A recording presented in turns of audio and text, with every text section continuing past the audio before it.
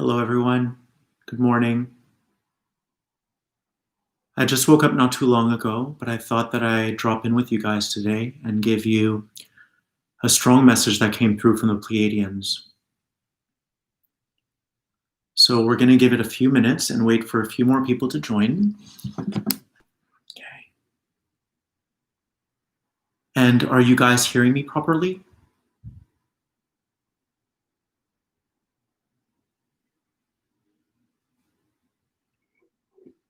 And by the way, I'm just so happy to be back with you guys, back on with you guys. I really missed you.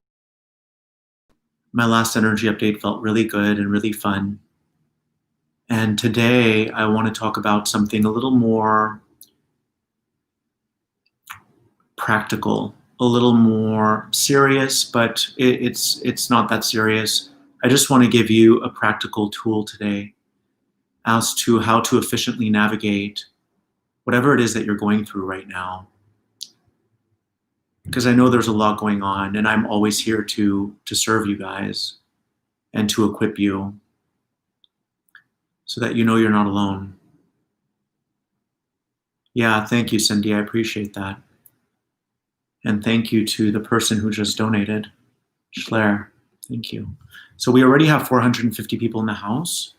I'm going to give it one more minute, and then we're going to get started.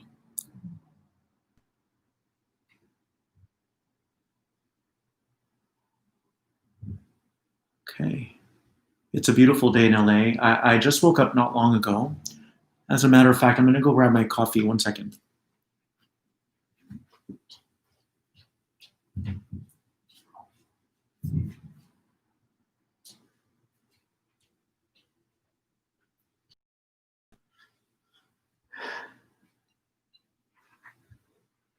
Okay. All right.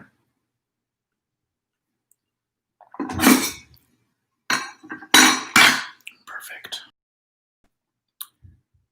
So the Pleiadians, were one of the first groups I started working with years ago.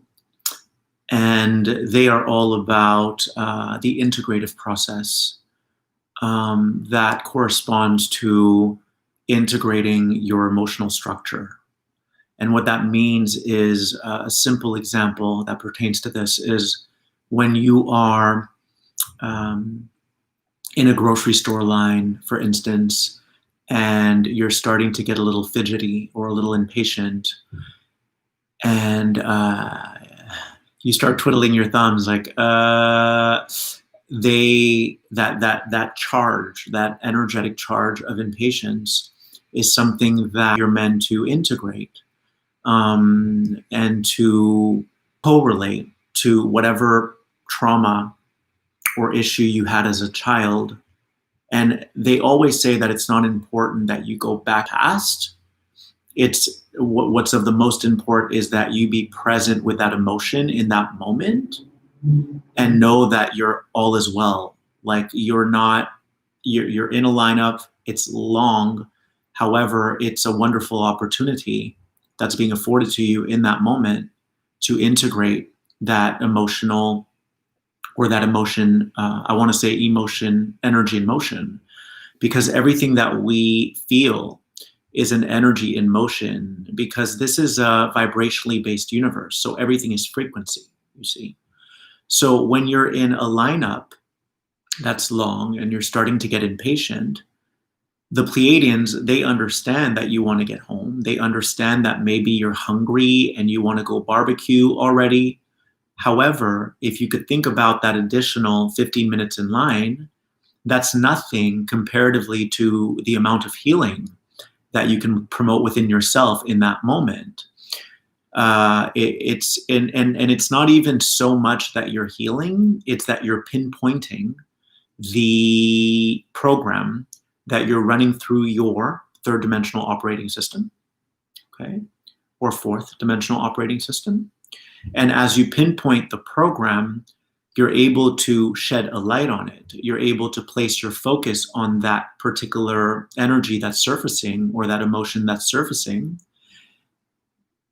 so as to clear it. Anytime you bring your consciousness to something, you've already done the job. What it means is there's a willingness there to look at it, to examine it, to acknowledge it. You don't even have to examine it. That's the thing. This universe has been designed to make it very simple for us. Very simple. It's just that humans tend to overcomplicate, overdramatize, and overbelieve things that aren't true. You see, in that grocery store lineup, you might be thinking, I'm going to be late for my kids, or I'm so hungry. But are you really? Or is it just that you're still being avoidant? Is it that you're still trying to run from this particular energy that's appearing in that now moment that would allow you to expand by leaps and bounds? And by virtue of not being present with what's presenting, right? If you think about it, like everything we're here to learn is in plain sight. The present, things present in your present. Can you be present with what things present? So there are things that will present in your present moment, and you're needing to get home, right? And needing to be in a hurry can originate from 95, 99% of the time can originate from you still avoiding a bigger lesson at hand. And the Pleiadians always say that it's not so much about learning anything. It's really just about remembering that you're a divine being of love and light, that you are a universal being of love and light. Okay? And that what may show up for you is just enabling you to bring awareness to whatever might be stuck or trapped in your system so that you can release it. Another perspective is that nothing is stuck in your system. It's just an opportunity that's being presented for you to further expand, for you to further raise your consciousness. So why am I sharing this very practical example? Because a lot of what I post on Instagram or YouTube is always very positive. And some would say it's a little woo-woo or airy-fairy. And in my opinion, it's not. What it is that I learned long ago that we have always been the prime creator beings of our own reality. Okay, we are the creators of our reality. So we always have a choice as to whether or not we are going to focus our energy on the negative or focus our energy on the positive. All right, and the negative to me equates to lack, to what's missing in your life when really you have everything that you need all the time, even when you don't think that you do. It's also focusing on the melodramas that are taking place on the world, on this world stage. It's focusing on everything that doesn't make you feel good. And to me, the positive is focusing on being able to have a cup of coffee today, right? Because a lot of people in the world are not able to do that. So I'm grateful for this cup of coffee. And I don't want to draw comparisons in order to make myself feel good. I am just grateful for this cup of coffee. I don't have to compare myself to others. But I just use that, momentarily just to drive a point home. And to be grateful to have water, an abundance of water, which everyone does, even if it's tap water. Okay. To be able to be on YouTube with you guys and have a solid Wi-Fi connection so that I can connect with all of you, so that I can interact. What a wonderful platform to think that we have 845 people on with us right now and that we all get to share this moment. How miraculous is that? I want to say that 300 years ago, that's probably all we were focused on, is how can we start to interact together in a swift manner. And the thing about humanity is they're always too eager to get to the next thing. And the Pleiadians will always teach you right? They're here to impart onto you that appreciate what it is that your ancestors worked towards. We worked for this moment right now, that we have this incredible technology that allows us to connect together. To me, that's miraculous. And the ancestors or predecessors, the elders, would be like, hey, like, this is what we died for, so that we can pass forward or pay forward the technology that you now have access to, that is now available to you. And you guys are already hung up on getting to the next thing, which is like the UFOs and all of these things. And that's all fine and dandy, but why not appreciate what you have right now? You see? And yes, if you guys aren't, thank you for reminding us. If you're not subscribed to my YouTube page, please do, because it does help with the algorithm. All right, I know it's kind of boring to go on and hit subscribe, but please do. If you haven't subscribed, please do, because it will help the algorithm.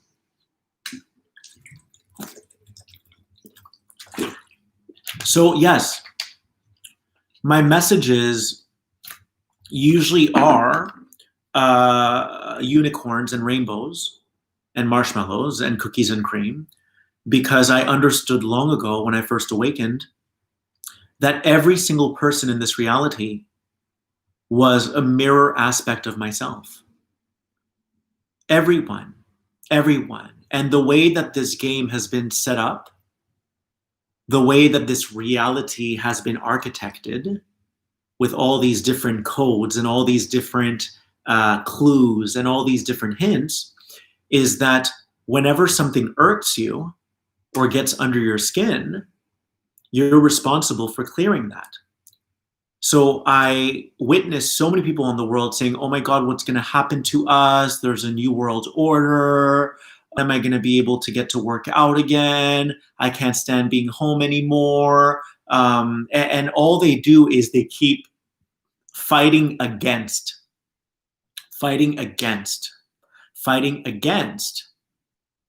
And the Pleiadians will always be here to telepathically remind you, or emotionally remind you, because remember, your emotional structure, your emotional body is a delivery system.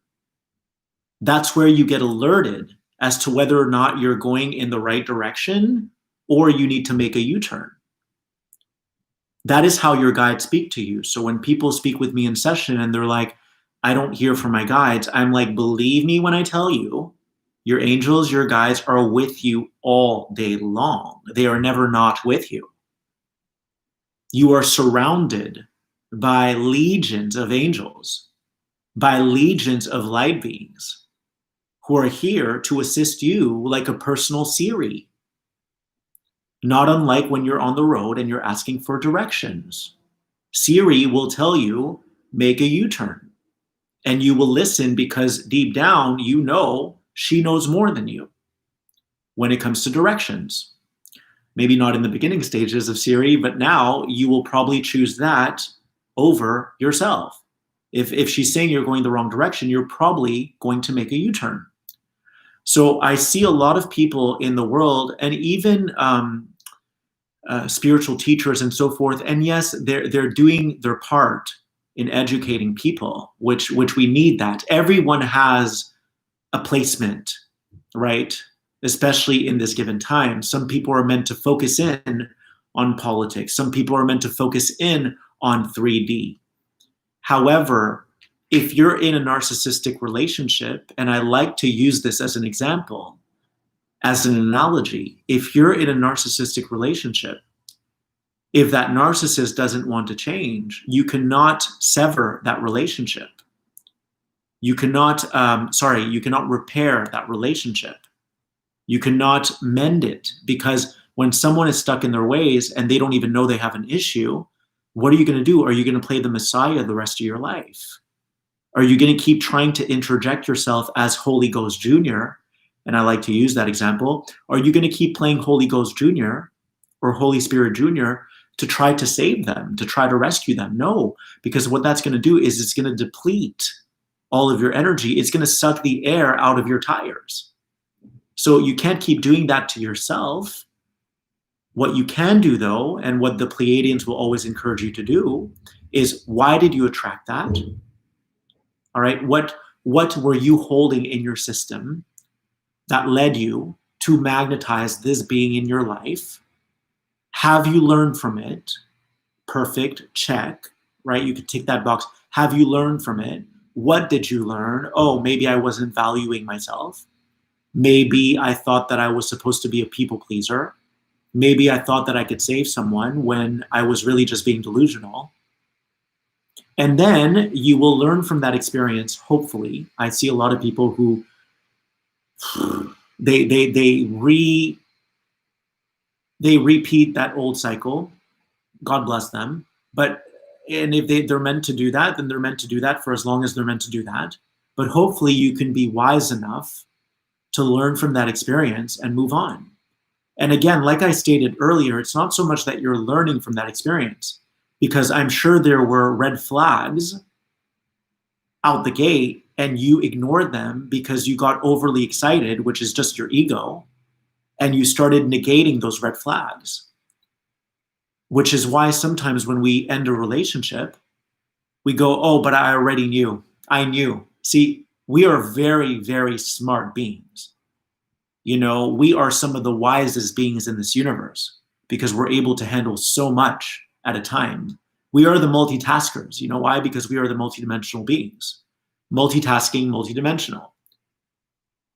So oftentimes when you terminate a relationship, you will say, but I already knew. I saw the signs. Or you might say, I couldn't see the signs, which at that point is probably a lesson in discernment that you needed to learn. So when people say things like, oh, but I don't know what's going to happen in the world, blah, blah, blah, blah, I always chime in and I say, are you able to hug your child today? Are you able to drink water? Are you able to eat a good meal?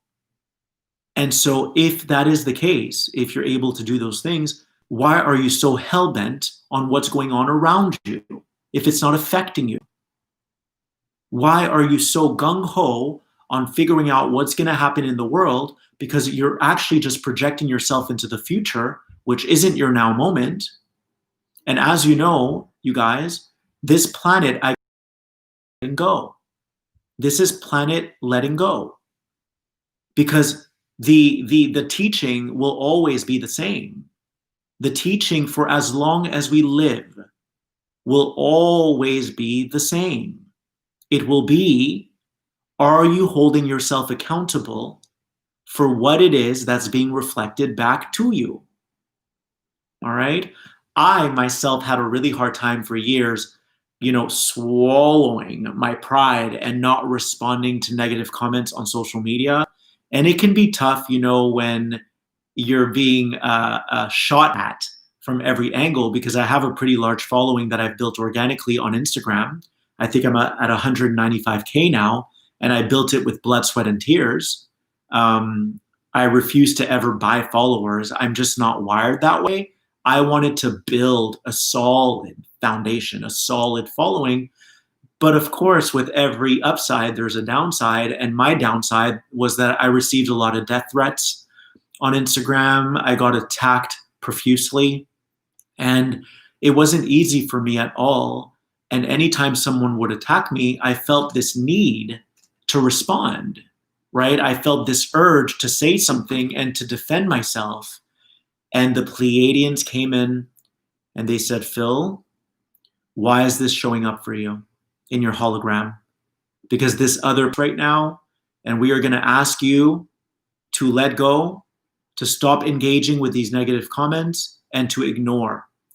And that was really, really challenging for me, because remember, it's not about the comments. It's about what it's catalyzing in you. So say that I have a trauma around non-safety, right? Say that I don't feel safe in the world because I have abandonment issues, or maybe something traumatic happened to me when I was young, which compromised my safety or which jeopardized my safety. Then when someone says something that gets under my skin and that is able to shine a light on that trauma, what is my initial knee-jerk reaction going to be, right? And we all have these knee-jerk reactions. My initial knee-jerk reaction is going to be to get defensive, okay, to fight against, and to defend myself. And my guides swooped in and they were like, you can't do this anymore. You really need to let it go because it's not advancing you at this point. And we're going to continually send you that notification, that alert, right? Because your emotional body is a delivery system. And we're going to continue to do that until you get the point. And I had to let it go. And I did. And now I don't engage with negativity. And what's interesting about that, what's ironic, which isn't really ironic, it's actually synchronistic, or it's actually divine, is that now I don't really see negative comments, because before it was all up in my field. And when something is in your field, when something's rearing its ugly head over and over and over again, it means that it's time for you to address it. It means it's time for you to neutralize it, right? So for me, it had to get really loud for me to hear it or to see it. And once I neutralized it, it stopped showing up. And I'm sure that it's still showing up. I just don't perceive it anymore because I've lost interest in that, because I was able to transmute that energy. So when I see people in the world right now scrambling or flailing and saying, well, what's going to happen on the world? Dude, you have everything you need. If it's not affecting or infecting your immediate reality, then why are you still focusing on what's missing? Why are you still focusing on the lack? Why are you still focusing on higher situations in this world when you've been provided for, when you have what you need, and you don't know how long you'll have that? That's the planet of letting go. We do not have control over other people. We never will have control over other people, okay? You don't have control over what happens to you, over other drivers. What you do have control over is how you drive. If you're buckling your seatbelt, if you're paying attention on the road, that's what you have control over. But as you know, in this reality, things will happen. They're bound to happen because there is a level of risk involved. And we signed up for this. We decided to disembark from that highest timeline, or from that higher timeline of being a light being, an angelic being, to then embark upon this timeline where risk is highly involved. But what we can do is minimize that risk by taking responsibility for our own responses in life. If someone pulls out a knife and then you get mad and then you tell them off, your likelihood of getting stabbed increases, yes? But if you say, hey, I really don't want a problem, and you come from a place of love, then that likelihood of you getting stabbed minimizes a little bit. So it decreases. So remember, this is the planet of letting go. Letting go doesn't mean being a doorknob and allowing people to cheat on you. It means letting go of that relationship. Okay, so letting go can have a myriad of different meanings. It's not just one thing. It's not letting go and letting people cheat on you. No, it's letting go of that relationship. If it happens to be detrimental to your health, if it happens to be toxic, you let go of that person. You love yourself enough to say, enough. I love myself too much to accept this, to tolerate this. Because Source, God, universe wouldn't want me to continually be a doorknob or to be a speed bump, as I like to say it, and let people trample over me all the time. You're not here to be a speed bump.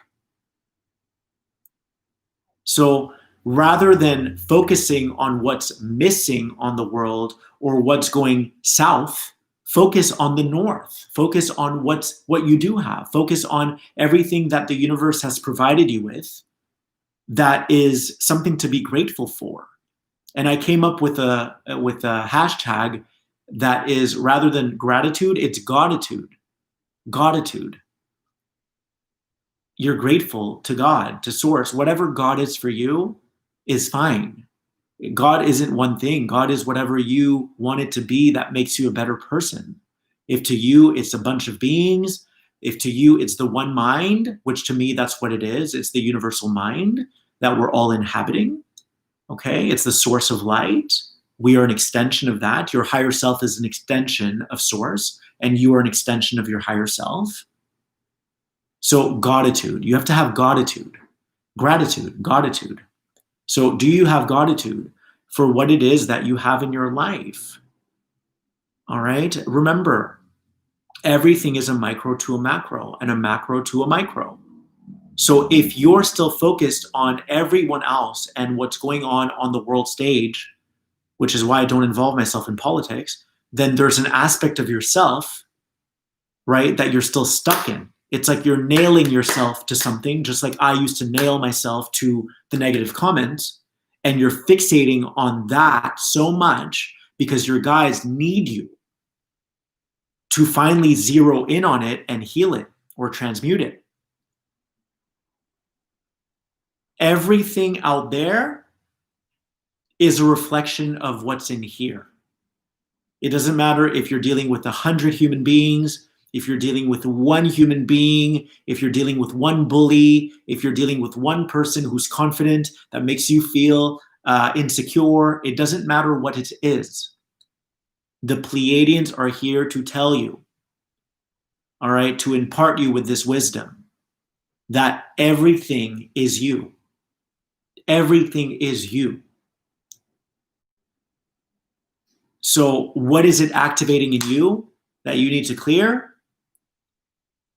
Why are you obsessing over what's going on around you in the world when you have a fridge where you have juices, where you can still work or not work, but I'm sure there's something that you can focus on that would make you extend appreciation for your life? And that's precisely why I don't engage in politics. Because let's face it, if for any rhyme or reason there's been a plan to enslave humanity, humanity is not evolved enough right now to move past their own stuff. So what's going to happen? If you're rolling out a plan to enslave humanity, then it has to be strategized, which means they have 1,000 tricks up their sleeve, and we're still stuck at the first trick. Yes? So they're like, oh, these humans are so cute. They're still stuck at the first trick because that first trick corresponds to their trauma, and they can't even get past their own trauma. So by the time they get past their first trauma, we already have 1,000 more tricks. So if they're meant to enslave humanity, they've already won from that perspective, because humans haven't really done the internal work to become witty, to become sharp enough, to become smart enough to see through the illusion. So from that perspective, if there is a rollout plan to enslave humanity, humans aren't going to win. Humans have already lost. So what can we do? What's the next best thing? To be a creator of your own reality, where whatever happens around you doesn't affect you. Okay, nothing is stopping you right now from moving to a remote location somewhere with your family, or from staying right where you are and continuing to live your life as you have been. But if you continue to give your energy to things that you don't have control over, you're doomed. You are doomed. You're doomed. Right? Think of the times where transparency, through openness, through honesty. And then they got swollen, like their ego got swollen within a minute, and they're like, no, I don't want to talk about this. No, I don't want to talk about this. I don't want to talk about this. And they sweep it under the rug, and you're never able to bring a solution to the issue in your relationship or in your friendship. Okay? And you happen to be a conscious person, and here you are trying to have a civil conversation with someone who's in your life, and they're not even able to have it based upon their traumas that they never actually healed. So now I want you to scale that to the entire globe. Can you really try to have a conversation civilly with the entire globe when you can't even have a civil conversation with someone in your immediate life who isn't hearing you? Everything that you share falls on deaf ears. It's delusional to think that you can step out of your house and change the world. Delusional. All right? 5D, New Earth, the fifth dimensional landscape, means that you've already graduated from drama, from trauma, from all of that stuff. Like, you don't even have a fight in you anymore. You don't. You see people arguing on the street, you're like, oh man, that's reminiscent of my old life, and I do not miss that. And most of the time, you won't even perceive it because it's not even in vibrational alignment with who you've become. Right? So if you're a fifth dimensional being, the last thing you want to do is go out and protest. Because if you go out and protest or rally up with other beings, then you're really just backpedaling, or you're regressing into who you used to be. And when you understand at a core level that you are the creator of your life, you don't concern yourself with what's going on outside of you anymore, because all that's outside of you is already within you, and you've already made amends, and you've already found peace with what's inside of you. So why would you concern yourself with what's going on outside of you when you've already painted this beautiful canvas or this beautiful picture of your life now? No, that would be regressive. That would be you dumbing yourself down or dropping a few floors vibrationally to go meet people where they are now. So if you're joining protesters, and if you're joining everyone who's like, but and they're activists, who has time for activism? That's a fight. Like, it's exhausting. Just live your best life and trust that by doing that, you're going to send out an even stronger signal, right? You're threading out. I like using the word threading out, by being the light that you are, by being the love that you are. Whether you're around people or not, okay, you are aligning yourself to the most potent frequency. And without it having to be verbal, right? Everything we do here is verbal, but it's mostly a transmission. You are threading out that light for those who want to pick it up. Yes? If you have a wonderful day today, or if you heal a scab, or if you heal something and you meditate, you're going to thread out that recipe that I can telepathically pick up to then heal myself. This is the most efficient way to heal the planet. You will never heal a planet. You will never rescue a narcissist. What you have to do is start anew. You have to say, take inventory of how you got there in the first place. Did you learn your lesson? Was it even a lesson you had to learn? Can you make sure not to repeat that cycle? Can you have sharper discernment the next time around? And hopefully there won't be a next time, but there might be, because the universe likes to test you that way, right? Your higher self wants to ensure that you're not going to keep repeating old cycles and catch it before you involve yourself and get consumed by a dysfunctional relationship yet again. And then can you create anew? Can you say, I recognize this as being something that I was once in, that was completely detrimental to my health, and I'm not going there anymore. Because I know what it involved, and I know that there were crazy implications, and it took a toll on me, and I'm not going to put myself through that ringer again. So same thing with the world. Can you start to move away from the things that don't feel good to you? And just let it all go. Just let it all go, you guys. Thank you for your donations. It really means a lot. Thank you. Can you just let go? I want you to do a quick exercise, and then we're going to wrap up.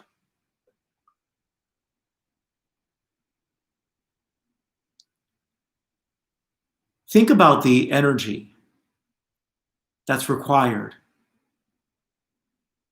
when someone is honking at you on the road and you get flustered or you honk back. Just picture that for a minute. And you're honking back. Think of the energy that requires that. And then think about, I'm just not going to deal with this person.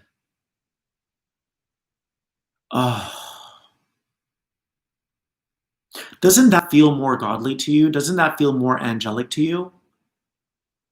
Now think about the energy that's required to go out and fight. And then think about the energy if you just let it go and go to the park with your kids. Oh man, that feels so much easier. Right? You can differentiate between those two different textures of energy.